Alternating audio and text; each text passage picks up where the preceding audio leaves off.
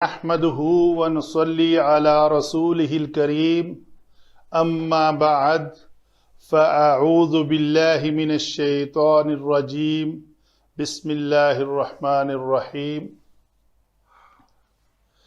ثلاثی مزید فیہ کے ابواب میں سے باب انفعال فعل مضارع معروف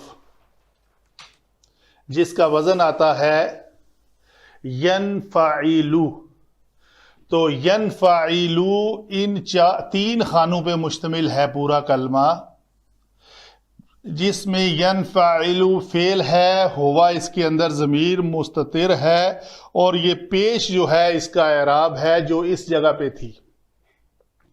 تو یہ تینوں خانے مل کر ایک لفظ بنے گا ینفعلو۔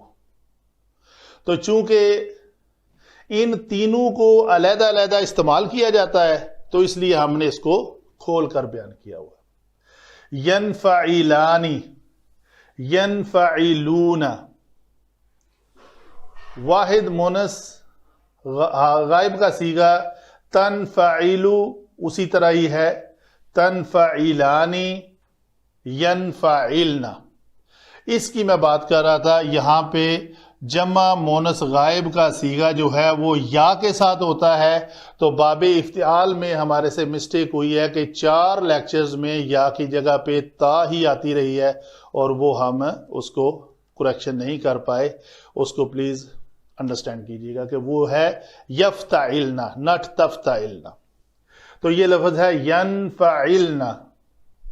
آگے ہے واحد مذکر حاضر کا صیغہ تنفعلو، تنفعلانی، تنفعلون، تنفعلین، تنفعلانی، تنفعلنا، انفعلو، ننفعلو۔ تو اسی طرح جو بھی کلمہ استعمال ہوگا، مثلا ہم نے انکسارہ یوز کیا تھا تو کیا بنے گا اس کا مضارع ینکسرو۔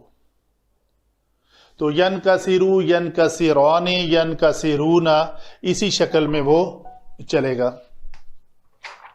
لفظ فا جیم را اگر استعمال کیا جائے مادہ میں تو وہ لفظ بنتا ہے فجرا، تو اس کو باب انفعال سے لایا جائے تو وہ بنے گا انفجرا، انفجرا، انفجرا، انفجرو، انفجرت۔ تو وہ کلمہ قرآن پاک میں استعمال ہے فعل ماضی کا۔ فعل مضارع کا کوئی کلمہ دیکھتے ہیں جو مستعمل ہے، انطلق ینطلق، ٹھیک ہے جی۔ تو ینطلق لفظ استعمال ہوا ہے جو چلنے کے معنی میں آئے گا، تو وہ اس جگہ پہ آئے گا ینطلق، ٹھیک ہے جی۔ یہ لفظ ہے جو قرآن پاک میں مستعمل ہے۔ لا ینطلق لسانی۔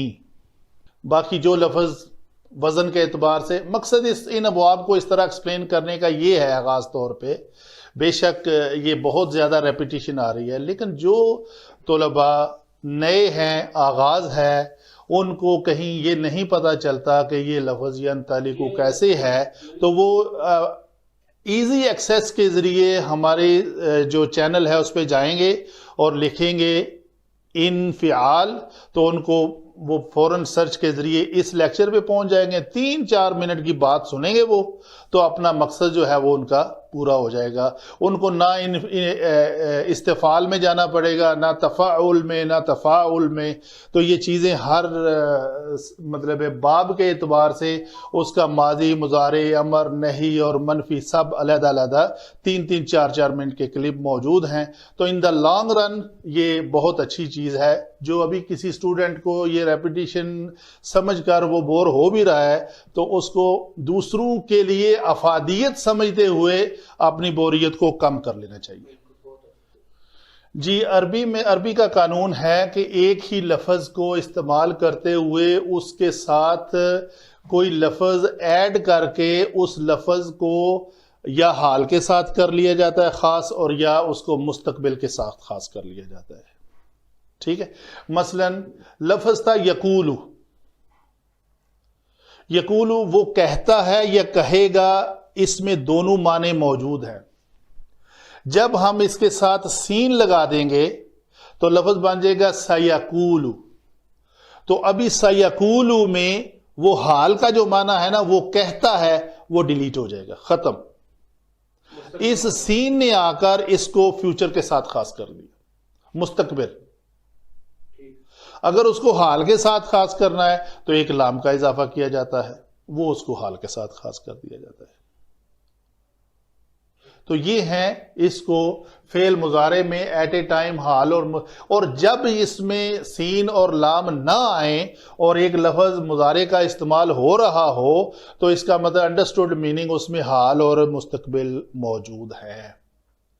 یعنی کوئی کام اگر ہو رہا ہے تو وہ یہ نہیں ہے کہ مستقبل میں ہی ہوگا، اس کا مستقبل حال سے سٹارٹ ہو جاتا ہے. یہ ہوئی یہ ہماری باب انفعال کی گردان ہم نے پوری کر دی، وزن کی آپ کو سمجھ آ گئی. وما علینا الا البلاغ المبین.